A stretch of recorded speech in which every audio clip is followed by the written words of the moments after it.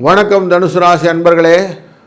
உங்கள் ராசிநாதன் நேரடியாக பார்வது மட்டுமில்லாமல் செவ்வாயும் சனியும் நேரடியாக உங்கள் ராசியை பார்த்து கொண்டிருப்பதனாலே பல விதத்திலும் என்ன ஓட்டங்கள் எப்படி செய்யலாம் அப்படி பண்ணலான்ற ஒரு ஐடியாஸு தைரியத்தோடு எதையும் சாதிக்க வேண்டும் என்ன எண்ணங்கள் ஊக்கமோடு செய்யக்கூடிய காரியங்கள் மண் மனை வாகனங்கள் போன்ற விஷயத்தில் நல்ல புதிய முயற்சிகள் போன்றவற்றெல்லாம் எடுத்துக்கொண்டு வருவீர்கள்.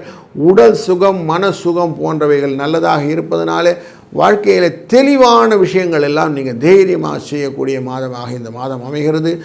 6ஆம் இடமான சுக்கிரனின் வீட்டில் இருக்கக்கூடிய ரிஷபராசியில் இருக்கக்கூடியவர் இப்பொழுது உங்கள் 8ஆம் இடமான கடகராசியில் அமர்ந்து 2ஆம் இடமான குடும்பம் தன வாக்குஸ்தான மகர ராசியை பார்க்கிறார். அதனாலே வாழ்க்கையிலே வெற்றிகளை முன்னேற்றி எப்படியான வெற்றி பெற்றுவிட வேண்டும் என்ன எண்ணத்தையும் என்ன ஓட்டத்தையும் உங்களுக்கு கரெக்டாக லைனப் பண்ணி கொடுக்கக்கூடிய சூழ்நிலையும் இருக்கிறது. முயற்சி ஸ்தானத்தை ராகு இருக்கிற கும்பராசியை சூரிய பகவான் தன் பார்வையால் பார்க்கிறார் 9ஆம் இடத்திலிருந்து.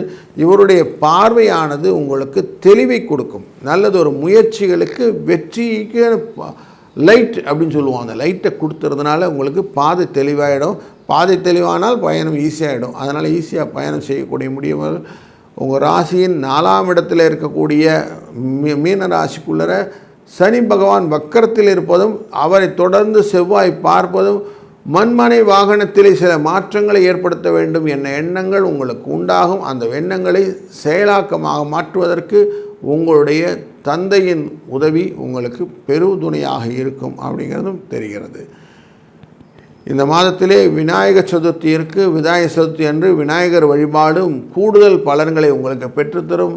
நல்லது நடக்கும். நல்லதே நடக்கட்டும். வாழ்க வளத்துடன்.